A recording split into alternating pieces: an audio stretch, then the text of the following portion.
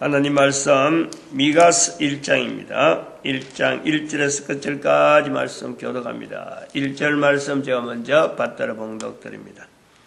유다 여왕 요담과 아하스와 히스기야 시대에 모레셋 사람 미가에게 임한 여호와의 말씀 곧 사마리아와 예루살렘에 관한 묵시라. 미가서 1장입니다. 미가서도 오바다서와 더불어서 묵시라, 묵시라. 1절에 보니까 사마리아와 예루살렘에 관한 묵시라 되어 있습니다. 묵시는 계시서라고 같이 우리가 볼 수 있고, 묵시, 계시서 같이 보고 선지서하고는 분명히 구분되고, 또한 계시서도 서신서하고 완전히 구분된다는 거죠. 선지서하고 구약에는 선지서, 신약에는 서신서 비슷한 형태예요. 묵시와 계시 같이 보고 선지서하고 서신서를 같이 본다. 뭐 꼭 서신서하고 같이 안 본다 하더라도 선지서와 묵시서가 차이가 뭐냐, 이걸 우리가 분명히 할 수 있어야 돼요.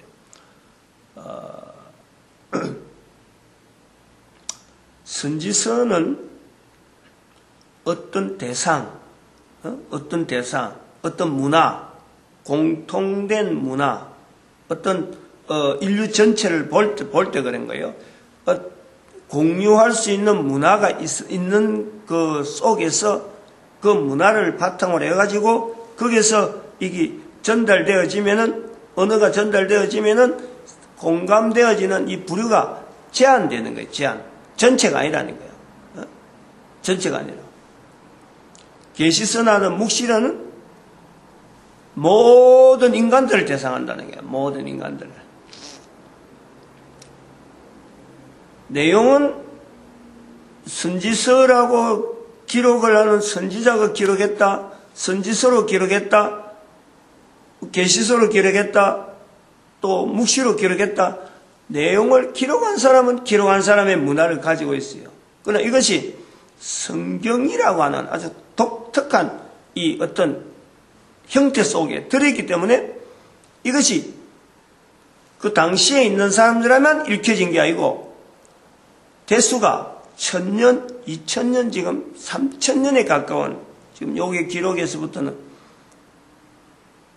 미가서 같은 기라든지 오바다서 기록에서는 거의 3000년에 지금 가까운 연대를 두고 우리가 있는 거예요. 당시에 묵시서를 기록할 때는 서신서하고 같이, 편지하고 같은 거예요. 그런데 이것이 성경이라는 틀에 있는 것을 통해서 우리가 계시서로 구분할 수 있고 선지서로 구분할 수 있는 이런 어떤 독특한 환경이 우리한테 주어진 거예요.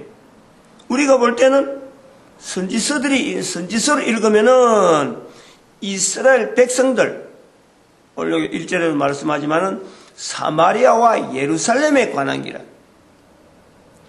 그 당시에는 글이지, 글. 하나의 편지죠, 편지. 하나의 문서죠. 근데 이게 선지서로 읽혀지는 것도 후대가 지나서 선지서 안에 구분해 였는 거예요. 적어도 이 글을 기록하고 한 700~800년 지나면은 성경이라고 하는 틀이 알렉산드리아에서 만들어질 때 그 속에 들어간 거예요.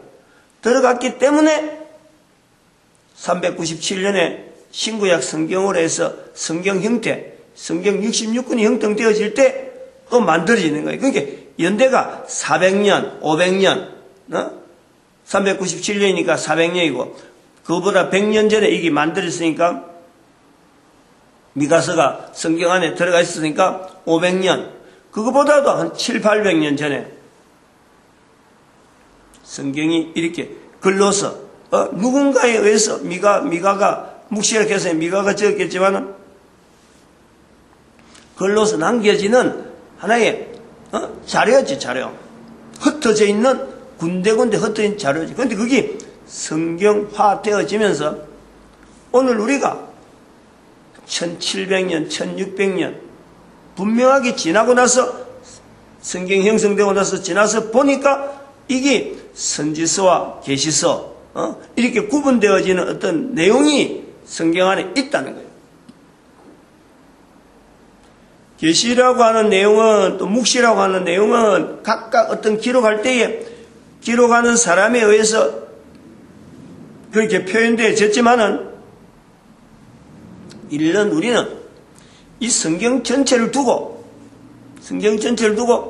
모든 인간들을 향한 하나님께서 허락하여 주시는 모든 인간들이 읽혀지면은 하나님의 뜻, 모든 인간들을 향한 하나님의 뜻, 그거는 하나님과 인간이라는 존재는 분명히 존재가 되어지지만은 이 하나님의 뜻, 인간들이 당연히 가야 될 길, 현재 걸어가는 인간들이 도무지 알 수 없는, 알지 못한 채 걸어가는 그걸 어떻게 하면 하나의 빛으로서, 하나의 등불로서 보여주기 위해서, 안내하기 위해서 밝은 대로, 밝은 상태로 갈 수 있도록 또 어떤 방향을 가지고 갈 수 있도록 모든 인간들에게 한 사람에게 결국 인간이란 모두 한 사람에게 이스라엘이라고 하는 역사를 분명히 근거를 두고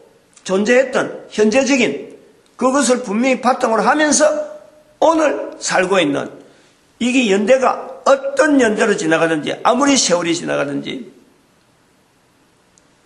코로 숨을 쉬고 있으면서 글을 읽을 수 있는 환경이 되면은 다 이것이 적용할 수 있도록 우리에게 묵시로 계시로 현재적으로 나에게 지금 안내를 하고 있는 상황, 이걸 우리가 계시라고 부릅니다.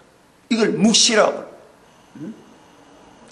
그럼 이게 계시가 되어지고 묵시가 되어진다 할 때 지금 현재 있는 상황에서 앞으로 될 일, 지금 있는 일과 앞으로 될 일에 어떻게 이게 가능하냐, 앞으로 될 일이 어떻게 가능하냐, 기록되어진 것부터 시작해서 기록되어질 때 상황하고 지금까지 내 앞에 올 때까지 상황은 바로 기록되어질 때 상황에서 보면은 그 시점에서 보면은 지금 있는 일과 앞으로 되어질 일이에요. 그것을 연결해 보면은 기록되어질 때 상황하고 그 기록되어져서 내한테 올 때까지의 앞으로 될 일에 그 당시에 볼 때 앞으로 될 일의 상황을 지금 내가 글을 읽으면서 보면은 지금 나에게 역시 지금 있는 현장에 현재 이 말씀에 연결되어지면서 나에게 적용되어지는 지금 될 일이에요. 그리고 이 말씀을 통해서 지금까지 왔던 그 내용을 그대로 연결해 보면은 앞으로 될 일이 나오는 거예요. 이게 계시가 되고 이게 묵시가 되면서 바로 성경이라고 하는 독특한 우리가 눈으로 보는 태양을 만들고 달을 만들고 인간을 만들고 하나님께서 말씀으로 천지를 창조하시니라, 그 말씀 자체가 지금 현재 나를 통해서 현재적으로 일어나는 만들어지고 있는 내가 나를 통해서 만들어졌고 또 성경이 만들어지는 이 어마어마한 현장이 바로 나를 통해서 인정이 되어지고 확인이 되어지는 그러한 내용으로 이 성경이 있는 거예요. 성경이. 오바다서도 묵시라고 하기 때문에 오바다서에 벌써 한 장인데도 불구하고 지금 열 몇 번인가 했거든. 오바다서는. 여기도 지금 묵시라고 하는 내용을 갖고 받는다는 것은 바로 이런 의미가 다른 거예요. 선지서라 했으면 말이에요. 1장 같으면 하루하고 지나갈 수가 있어요. 하루하고. 선지서 같으면은 이 전체 한 장에 계속해서 한 장에 하루를 했으니까 지금까지 걸어왔으니까. 근데 묵시라고 하는 것을 앞에서부터 계속해서 선지서 전체를 묵시라 보자 하고 읽었는데 묵시라고 표현되어진 글에 들어버리면 또 다른 거예요. 요한계시록에 수많은 사람들이 요한계시록 한 권을 두고도 답을 못 찾아서 계속해서 지나가잖아요. 그 답은 못 찾는 이유가 분명한 요한계시록은 이렇게만 해석해야 된다고 딱 결정하고 일정한 틀로서 올 수 없는 요한계시록의 독특한 환경이 바로 계시락하는 그것 때문에 그래요. 계시서란. 마찬가지로 오바다스다. 마찬가지로 미가서도 묵시이기 때문에.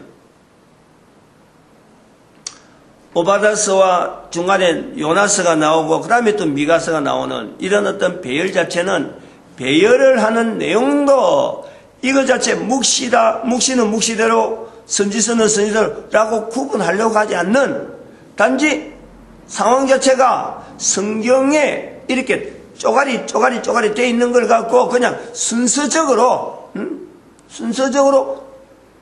양이 많은 거, 선지서로 활동하면서 양이 많은 거, 그거부터 그냥 이사야, 예레미야 이렇게 그냥 그걸 전체 중에서 전체 흘러다니는 그 어떤 그룹 중에서 책들 중에서 이렇게 파피루스나 양피지로 돼 있는 두루마리 돼 있는 글 중에서 그냥 제일 많은 것부터 이제 순서로 매기다 보니까 오바다스나 요나서가 미가서가 이렇게 순서가 그렇게 결정된 거지. 이게 묵시라, 이게 선지서라, 이게 서신이다, 이게 우리가 누구에게 향하는 거다 이렇게 되어진 게 아니라는 거예요. 그게 그냥 한번 세팅이 되고 난 뒤에 그렇게 부르는 것이 편하니까 모든 사람이 그렇게 알고 있기 때문에 그때부터 이제 바꾸고 싶어도 못 바꾸는 거예요. 그래서 묵시가 앞에 나오기도 하고 뒤에 나오기도 하고 중간에 덤성덤성하게 나오는데 일단 글을 쓸 때에 쓴 사람이 묵시라고 표현한 것에 대해서는 우리가 선지서라고 하는 일반적인 눈에서 우리가 이건 좀 범위를 벗어나서 그 표현이라든지 여러 가지 그 대상 자체가 현재적으로 우리가 읽어야 될, 한 번 더 고려해야 될 그런 부분이 있다. 오바다스도 마찬가지지만은 그 속에 파고드니까 현재적으로 연결해 보니까 얼마나 많은 내용이 나왔어요. 얼마나. 마찬가지로 이 묵시도 미가서도 마찬가지고 읽으면서도 그래요. 묵시라고 읽어보면은 묵시라고 하는 자세를 읽어보면 이 한 절 한 절에 그 자체가 뚝뚝 떨어지는 거예요. 툭툭툭 떨어지면서 지금 현재 이 한 말씀에 한 나라의 운명이 지금 현재적으로 한 국가의 형태가 그리고 온 우주 지금 현재 우리 세계적인 여러 가지 어떤 흐르는 여러 가지 큰 제도 자체가 이 말씀에 연결되어진다는 거예요. 그게 계시하고 그게 묵시고 이게 선지서하고 다르다는 거지. 그렇게 이렇게 읽으면은 이 묵시라고 하는 이 표현의 미가서라고 하는 이 내용을 요나서하고 비교해보면 요나서 읽다가 미가서 들어보면 혼란스러운 거예요. 읽는 사람 입장에서는 그런 거예요.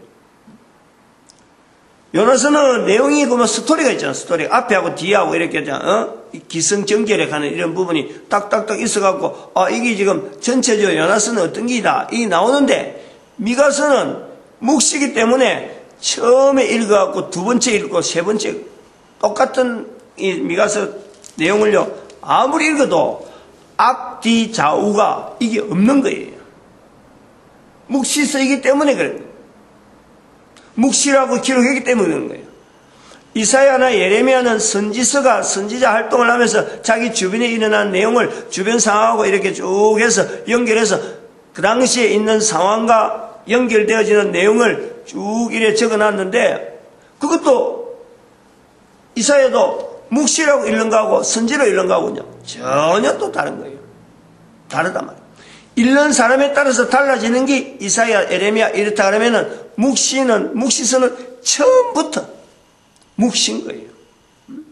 선지서하고 완전히 다르다는 거예요. 그래서 여기 2절에 보니까 1절에는 사마리아와 예루살렘에 관한 묵시라. 그러고 2절에는 모든 인류입니다. 땅에 있는 모든 사람. 백성들아 너희는 다 들을지어다. 마치 이스라엘 사람들에게만 해당되는 것 같은데 뒤에 나오는 내용이 뭐냐니까 땅과 거기 있는 모든 것들아 자세히 들을지어다. 묵시로 들으라 이거냐. 묵시로. 현재적으로 봐라는 거죠.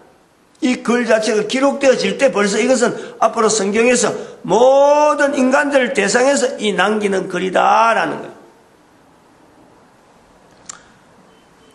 성경을 우리가 그 부활통일시대 이후로는 선지서라고 구약의 선지서라고 분류되어지는 모든 것에서 일단 계시서로 일자, 계시적으로 묵시적으로 일자라고 해고 들어온 거예요. 그것이 호세아서인가 할 때 벌써 그래 해온 거예요. 이사야 예레미야 할 때는 그 말 안 했거든. 호세아 할 때 그 이야기를 하고 넘어오다가 오바다를 만난 거예요.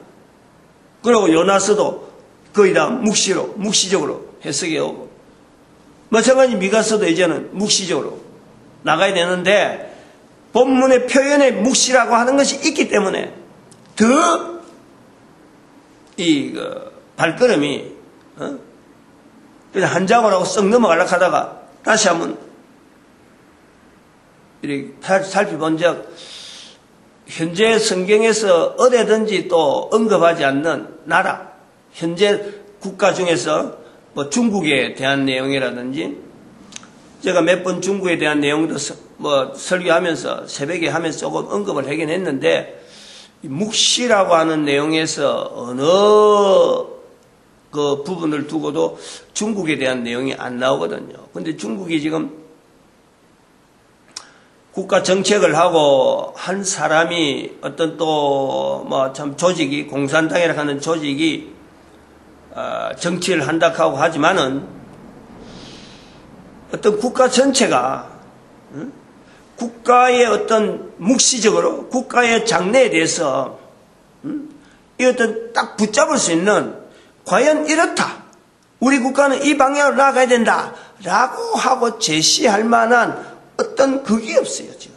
기준이 없다니까. 어떤 이 방향을 제시할 만한, 뭐랄까, 참 성경이면 성경. 요런 것이 없어요. 뭐 어떤 종교가 있나요, 거기에는? 어떤 이념이 있나요? 그리고 무슨 왕족 정치가 돼가지고 뭐 어떤 군주제의 어떤 정통성 때문에 자기들이 하는 것도 아니고 참 내가 볼 때 전 세계 인류 중에서 전 세계 지금 중국이 제일 지금 위험한 가장 정체성이 없는 정체성이 참 제일 필요한데도 불구하고 제일 정체성이 없는 나라가 중국이에요. 근데 그것을 아침에 지금 이렇게 본문에서 발견이 여기에서 갖고 이래 해야 되나 한 것 때문에 내가 지금 묵시라는 것에 자꾸 지금 멈추는 거예요. 묵시라는 말. 그래서 모든 나라 중국에 대해서 제가 제 책에는 개독 국민운동 1, 개독 1 국민운동의 중국의 종국에 대한 내용을, 중국의 종국에 대한 내용을 해서 좀 다른 나라에 비한 건 좀 많이, 그거는 중국을 좀 많이 표현해놨어요. 가깝고 하니까. 그러면서 아무래도 이 중국에 대한 이 위치와 한반도의 이 참 관계가 참 묘한 거예요. 성경 속에서도 한반도의 위치가 열방의 선지자로서 에레미야서에서 나오는 열방의 선지자로서 있지만은 중국을 인류 가운데 어떤 안정된 국가 땅속에 지금 수많은 13억, 14억이 넘어가려고 하는 이 어마어마한 땅, 인종을 가진 그 땅에서 종속하고 있는 이 인류가 있는데 그 사람들에 대해서 이건 거의 다 소개되어지는 내용이 아주 그 전쟁에 의해서 참 여러 가지 부분이 참 어쩌면 낮추어져 있는 좀 숨겨져 있는 이런 부분이 있단 말이에요. 근데 이거를 한반도가 있어서 중국과 온 인류와의 관계에서 이 중간에서 하나의 이 기능이 있지 않느냐 소개를 한다든지 또 저들로 하여금 바른 어떤 길을 제시해야 되는 우리가 책임이 있지 않느냐 그런 부분이 좀 생각이 들어요.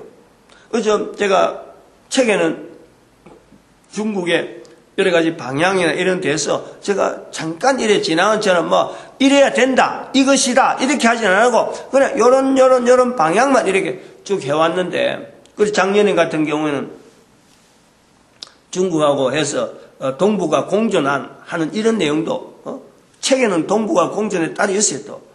그래갖고 작년에 또 설교도 몇 편 했는데 오늘 여기 묵시세라고 이렇게 딱 나오면서 특별히 이 중국과 또 우리 이 금융제도, 온 인류가 지금 이 어떤 터전이 되어지는 이 금융제도, 이런 부분에서 성경이기 때문에 어느 누구도 손댈 수 없는 내용이지만은 성경이 묵시라고 하는 이 표현을 가지고 할 때에 이런 부분에 언급을 하면은 하나의 방침 내지는 어떤 것이 나오지 않겠느냐.